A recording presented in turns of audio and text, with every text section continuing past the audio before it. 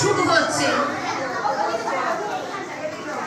মানুষের বন্ধু শুধু মানুষই নয়, সমস্ত প্রাণীকুলে পরম বন্ধু হলো গাছ। সেই গাছপালা হলো প্রকৃতির একটি বড় উপাদান এবং উপহারও। সৃষ্টির আদিকাল থেকেই গাছের ওপর সমস্ত প্রাণীকুল সম্পূর্ণভাবে নির্ভরশীল। তাই আজ আমাদের এই নাটিকা আমরা গাছের ওপর উপস্থাপনা করছি। আমাদের নাটিকা গাছ আমাদের বন্ধু, গাছ আমাদের জীবন।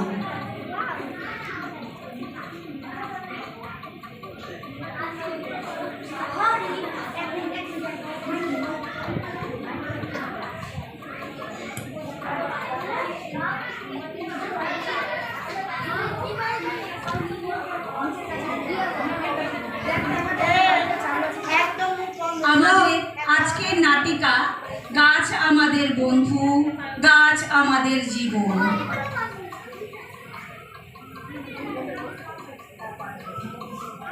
আহারে, এখানে এত গাছ শুকিয়ে আছে কেন? আমি গাছ, আমি তোমাদের অক্সিজেন দিই, ছায়া দিই, ফল দিই, ফুল দিই, জীবন দান করি। আমরা মারা যাচ্ছি বন্ধু, আমরা মারা যাচ্ছি। আমাদের খাদ্য দাও, জল দাও, আমাদের বাঁচাও। আমরা তোমাদের বন্ধু, তোমাদের মারা যেতে দেব না। তোমরাই আমাদের সাথী। তোমাদের আমরা তোমাদের জল দিচ্ছি, আমরা তোমাদের জল দিচ্ছি। তোমরাও বাঁচো, আমরাও বাঁচি।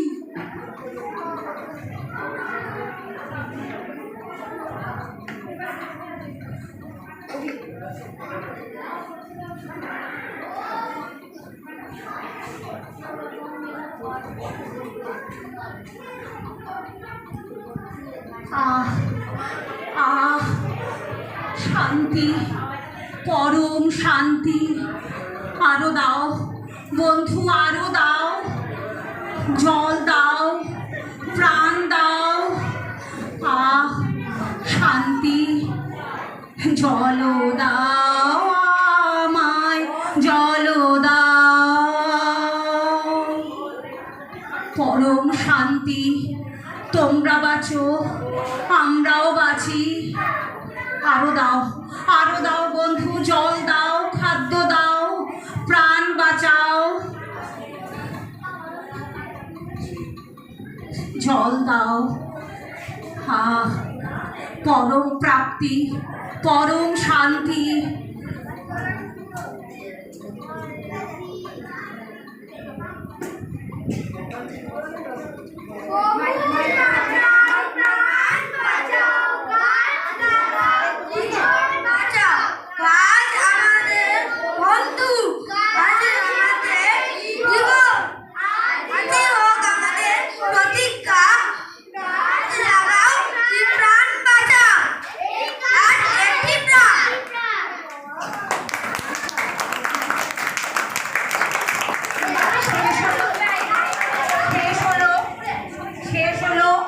নাটক গাছ আমাদের বন্ধু, গাছ আমাদের প্রাণ। নির্দেশনায় শ্রীমতী সেলিনা রহমান। অংশগ্রহণে দেবাংশু,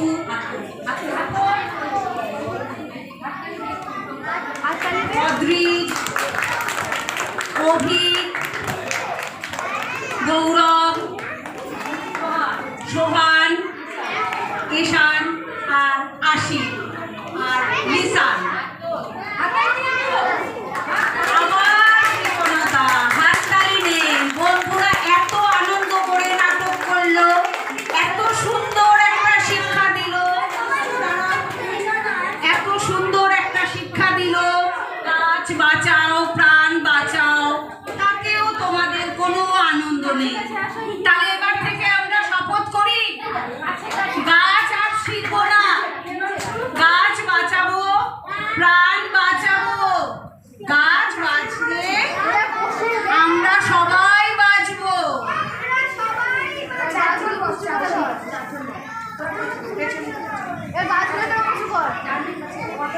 এই ছোটগুলো বাচ্চারাই করবে।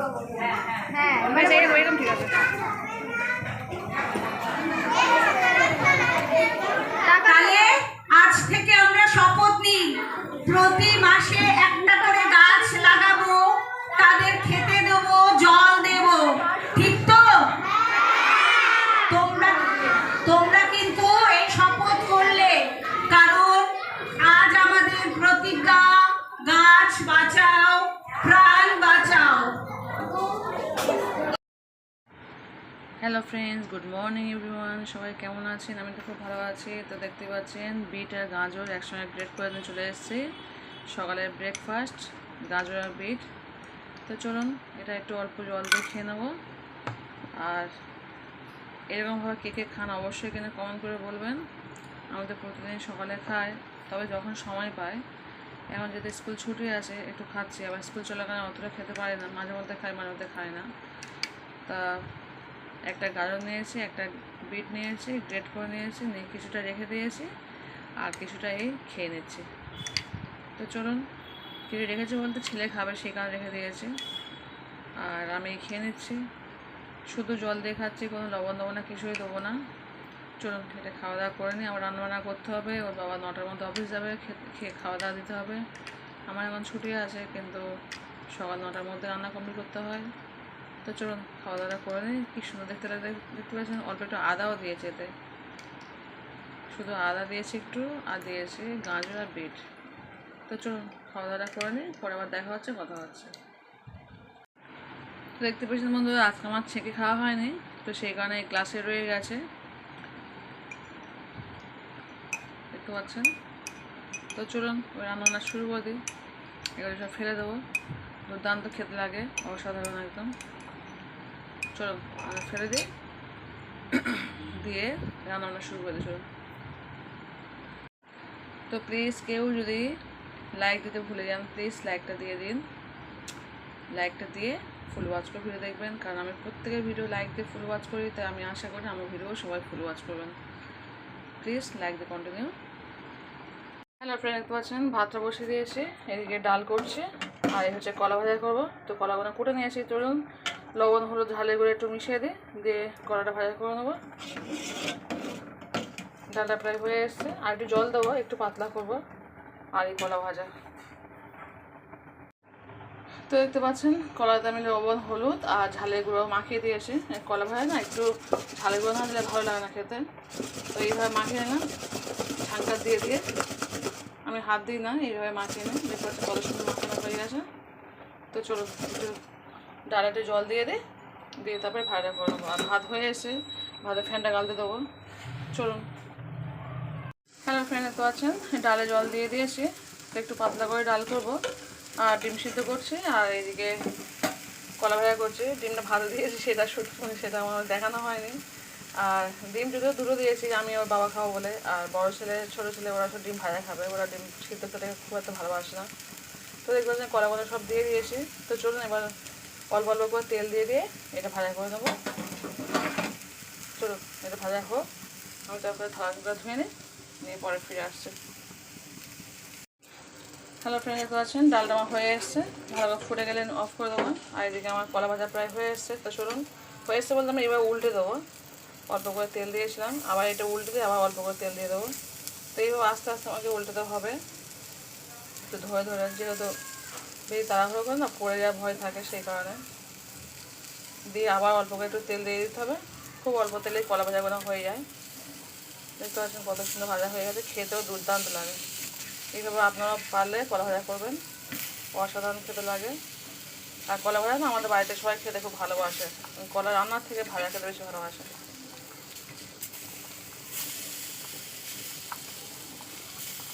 তো চলুন আস্তে তো উল্টে দিই, পরে ফিরে আসছে। দাদা শুধু শুধু ভিডিওটা বড় হয়ে বাবা ঝালের গুঁড়ো দিয়েছে, যার জন্য কাশি হচ্ছে।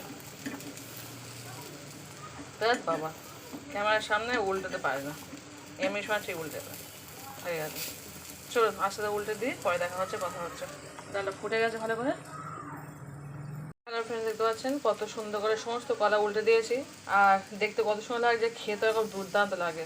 দেখতে পাচ্ছি একদম সিদ্ধ হয়ে গেছে, একদমই নরম হয়ে গেছে। আর একটুখানি ফের তেল দিয়ে অল্প করে আর একটুখানি ভাজলে আমার হয়ে যাবে।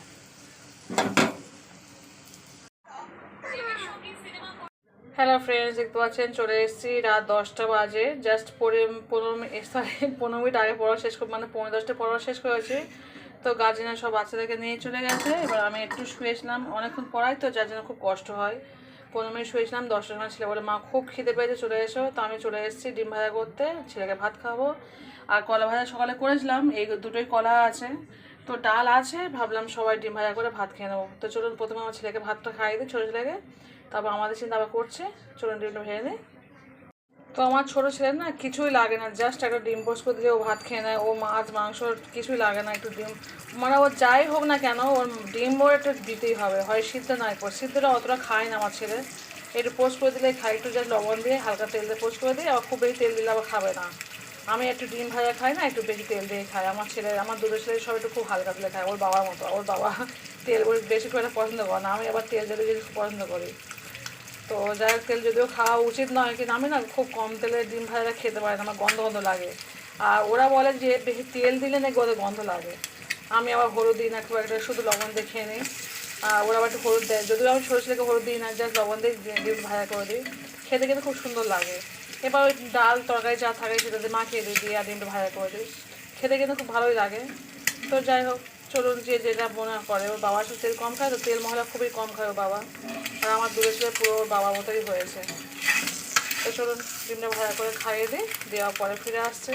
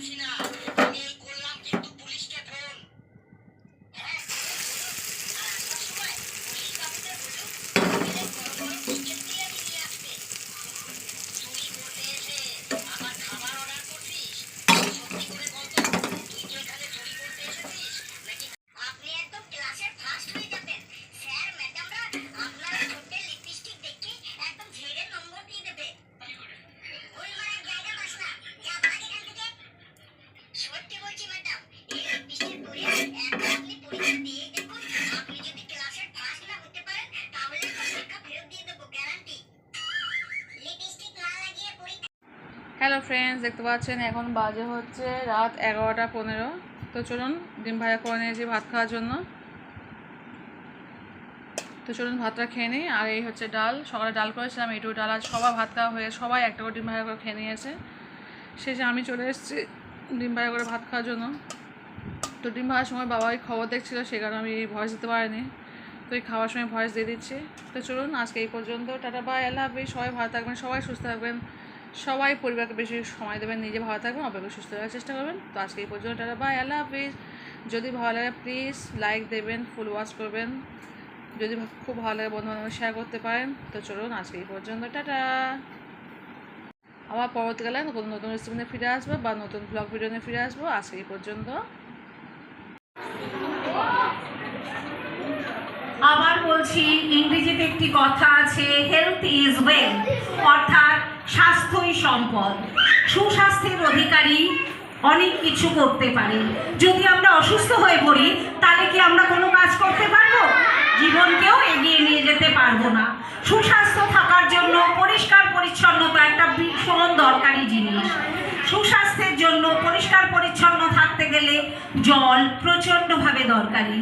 জল আমাদের সব কাজে লাগে, খাওয়ার থেকে শুরু করে স্নান করা, কাপড় কাচা, বাসন মাজা। যাকগে, আর জ্ঞান দেব না, শুধু এইটুকুই বললাম। তাই জলের অপর নাম জীবন। তাই জল নিয়ে আজকে আমাদের নাটিকা পরিচ্ছন্নতার শিক্ষা।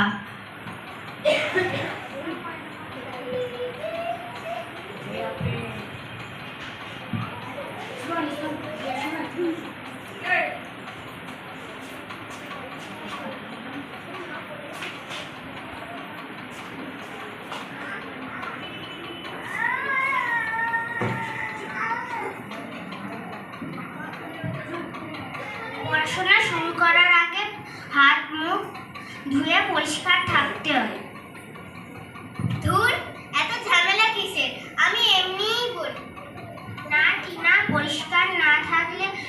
শরীরের ভেতরে জীবাণু ঢুকে যায় জানিস না? এতে অসুখ হতে পারে। না রে, এতে কিছুই হয় না।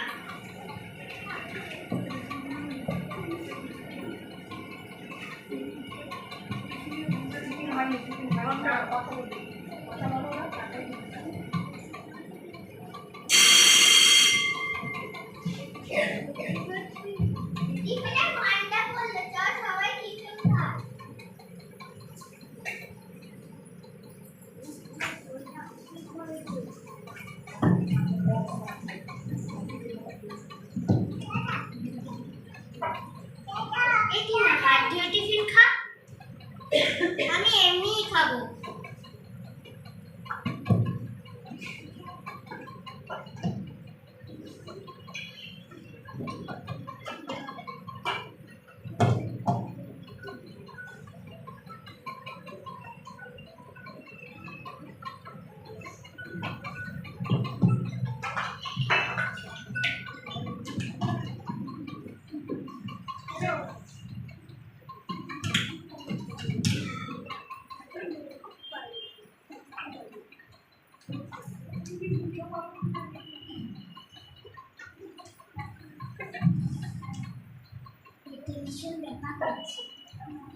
এমন পেট চেপে বসে আছিস কেন?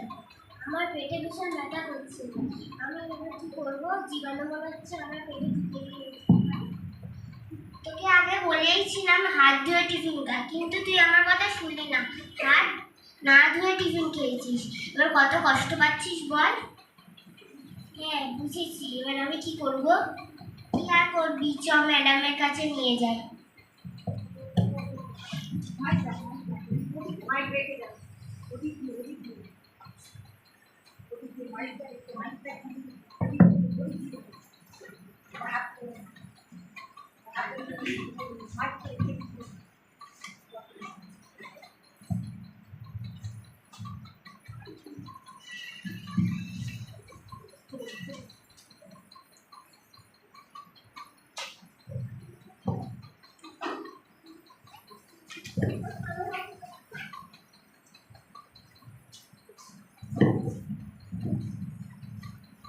ম্যাম আসবো? হ্যাঁ এসো। কি হয়েছে দিদি? ম্যাম টিনার ভীষণ পেট ব্যথা করছে। ও হাত না ধুয়ে টিফিন খেয়েছে। সত্যি টিনা, তুমি হাত না ধুয়ে টিফিন খেয়েছো? হ্যাঁ ম্যাম।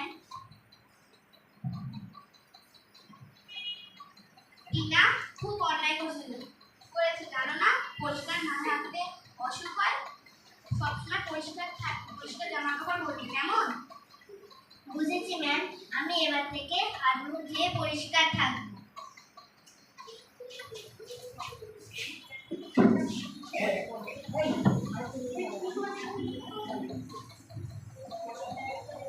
পরিচ্ছন্ন থাকি, সুস্থ থাকি, এটাই আমাদের শপথ।